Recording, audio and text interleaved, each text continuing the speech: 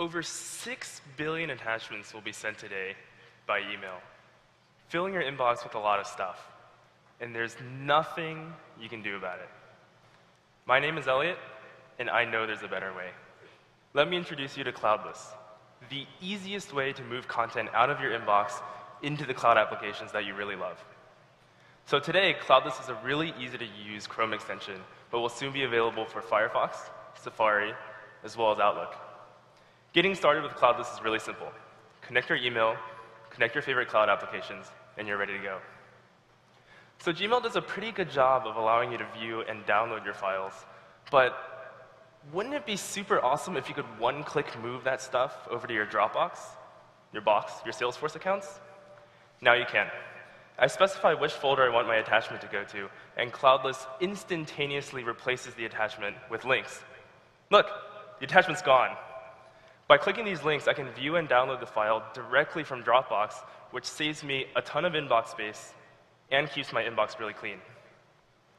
Cloudless also moves multiple things at once, making batch moves of a lot of content at once really simple out of my inbox. All right, just received an email from an enterprise company. Because these guys always send me a ton of stuff every single day, I actually told Cloudless to automatically file everything that I received from them directly into Dropbox so I don't have to worry about it. Okay, I have this problem. I have a pretty confidential financial document that I need to send to this guy, Brian, but I really, really don't want him to forward it to anybody else. We've all kind of had this problem, right? I attached the file directly from Dropbox in the cloud and set access control settings on it, making sure that Brian is the only person who can open the link. Cloudless effectively prevents my file from being forwarded to anybody. So even if my email is shared with other people, those without explicit access to the file can't even open the link. If you're the leader of a team or even an entire organization, this kind of control is extremely important. Cloudless gives you the power to oversee and control the data flow in your company. Let me give you an example. John is the manager of a sales team of 10 people. He sets an automation policy that sends all new sales contracts into the new clients folder in his team's Box account. This ensures that data is handled consistently and it's organized across his team. He can also see logs of real-time events that are happening across his team. So Cloudless gives him real-time insights and control, not just on an individual employee level, but also broadly across his entire team. And I'm super excited to announce that today, Cloudless is opening its developer API. This will be the best way for developers to connect their enterprise applications securely into the existing IT infrastructure of a larger company. So if you're a developer and you're really interested in tapping into the enterprise market, please sign up for early access at cloudless.com/API. So whether you're an email user that really needs to get content out of your inbox, or you're a team lead that wants better oversight, control, and organization of your team's data, Cloudless provides a simple and secure workflow across the cloud that both users and admins love. Cloudless is a team of 6 full-time. We work 2 blocks away from UC Berkeley campus. We raised 8/8 worth of seed financing, and we're currently looking for new business partners as well as investors. So please get in touch. We'd love to hear from you. Thanks a lot.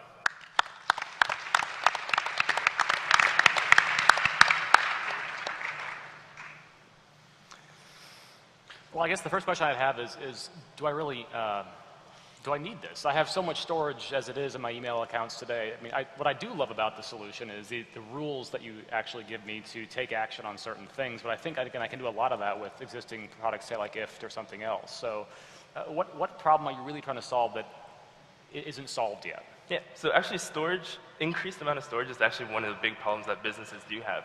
So if you look historically, a lot of businesses who used to be on Exchange, they set like 200 megabyte inbox sizes to condition their employees to consistently move stuff out of their inboxes to prevent that silo of data. So now with everyone moving to Google Apps, now they have 25 gigs. Right? That's an even larger silo of content that's not being moved into the other applications that make that content more useful. So it's actually a huge problem for businesses, and it's getting bigger. But why would I, as a consumer, go through the effort to care about that problem? Like, I don't know. I deal with it when it happens, but I'm not, it's like something I'm going to proactively take action. So how do you get me to take action to deal with it? Right, so the automation piece is a big deal, so allowing you to really efficiently organize everything that's getting into your inbox. So that's one of the things that we found with a lot of our power users, is that those people tend to like to be really organized and get stuff out into the places where they're going to want to be able to access that file. Because Gmail they do a pretty good job of allowing you to rediscover the stuff that's in your inbox, but then most people use a lot of other applications in conjunction to their email. So it's an ability to get stuff out really quickly. Also, if you're a consumer, sending stuff really securely and making sure that that file or the content that you're sharing is not being intercepted or forwarded to people that you don't want to see, that's actually a big deal for consumers as well. Could you explain that last piece? I think what you said is unless I have the link, I can't see it. Is that what you said? Yeah, so one of the examples that I showed was restricting access to that link to just the recipients. So if I send something to just you and then say you forward it to David, David actually wouldn't be able to open that link at all. Yeah. So how do you prevent from somebody just downloading it and then forwarding it on through another email client? Sure. So this kind of solution is kind of the best out there kind of solution, because like with the technology that's out there today, you could take a photo, you could take a screenshot, and then it's pretty much shot, right? So we're constantly building on top of the solution and making it a lot more robust. But at this time, this is a better solution than what exists today. So you're just making it inconvenient for somebody to forward it. Yeah, so it's not just inconvenience, but then, so like when you send an email, it hits like 20 different servers, and it's possible that someone is intercepting it, maybe clicking on the link and trying to access your stuff. But with the restriction on it, even if it's intercepted by someone in between, there's no way they'll be able to open it. So I saw Dropbox integrated into Google Mail. Anything else? Are there other? Yeah, so what about Google Drive? I mean, aren't they going to do this? Yeah, so sure, we support Drive, we support Dropbox, Box, Salesforce, Zoho. So we support a lot of cloud applications ranging from CRM to you have a bunch, that's good. And into anything other than Google Mail? So we support Google Mail right now. We've worked with Yahoo Mail. Outlook has been by far our most demand platform because businesses see a huge problem in this. So we're also releasing that right now. So how do you guys turn this in from a feature to an actual company? I mean, HelloSign is a great example of, I mean, they could do similar to what you're doing right now and create a third product called Hello Store and like just, okay, save and push it to my Dropbox. Like, how do you turn this into a business? Sure, yeah. So we've already scaled the platform to not just move content from email to cloud service, but also from cloud service to cloud service. And the event management data security aspect of what we're doing is going to be really huge in the future. The data security and oversight market is going to be over $200 billion in about 5 years. So that's kind of where we're moving into the future. Hey, David, you said before when we were on stage together that you look for a hook that, could become a market. You prefer that. Is this a hook or not good enough yet? Well, in the interest of full disclosure, I actually have made an angel investment in Cloudless. You have? Yeah, I have, because I did think that there's a hook here, which is, it's so clearly a gap. You want all the file attachments that you get through email, they should be in the cloud, right? Just automatically, whether you're using Outlook or Gmail or whatever. I mean, you definitely want to be able to access them. And I like the idea that they could be automatically put in your Dropbox account or your Box account or in a Cloudless account. So I definitely see a wedge here, and what I've been, and by the way, I mean I think that this is something that, like, if I were Dropbox or Box, I would acquire this tomorrow because it's like a total no-brainer. And I would even say that for the mobile OSs, what Apple's trying to do with iCloud or even Microsoft or Google with Android, I mean, you absolutely want all of your email attachments to be available, through a cloud-based app. So I think it'd be a no-brainer for this to be a technology pickup by one of those companies. I've encouraged Elliot obviously he's got to figure out how to expand this from, a feature that plugs an important gap into something that could be a product in its own right, and I think that's what he's trying to do with the enterprise features. So why doesn't it automatically put every attachment I have into your own cloud storage? So give everybody sort of a DVR window of 1 gig maybe, or maybe 3 gigs, whatever's cheap enough for you to afford as a startup, and just it's a rolling sort of DVR where the last file is dropped off. This way you have an extra backup of it, an extra cloud, and then maybe you can sort of wedge that into a bigger business as well. Right. So backup is one of the features that we have looked at for the future, but because there exist so many solutions where you can store stuff today, we didn't really think it was advantageous for us to build another storage system. So one more question.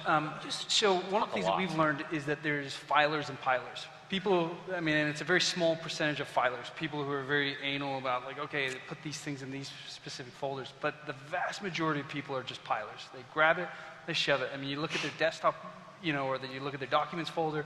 So one of the things with email is that it's rich in metadata, so search becomes really easy for you to look for that attachment because you can kind of associate the metadata with it. But if you move it to another cloud service and you remove all that metadata away from it, and all of a sudden they start filling up that pile of stuff, how are you going to help them find it? Right. So that's actually one thing that we thought of really early on when we were building the platform. So everything that's moved, you saw the link that's embedded. So we keep information that associates the original metadata from the original email with the file that's actually being moved. So if you let us index your information, we can actually do search across the metadata as well as the files that you're moving. And so they search from the plugin, from Yes. the browser plugin, so that's there, you just didn't demo it? Or? Right, yeah. Okay. So that's a feature that is available that's not demoed.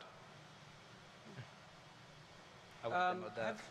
That's good. Have you thought about storing the files automatically by sender? So I could have a David Sachs folder, you know, and a Dave Goldberg folder, and it automatically puts the insane stuff that David sends me. I'll let you figure out which David it is into the folder. So, or by Jason's month, poker debts.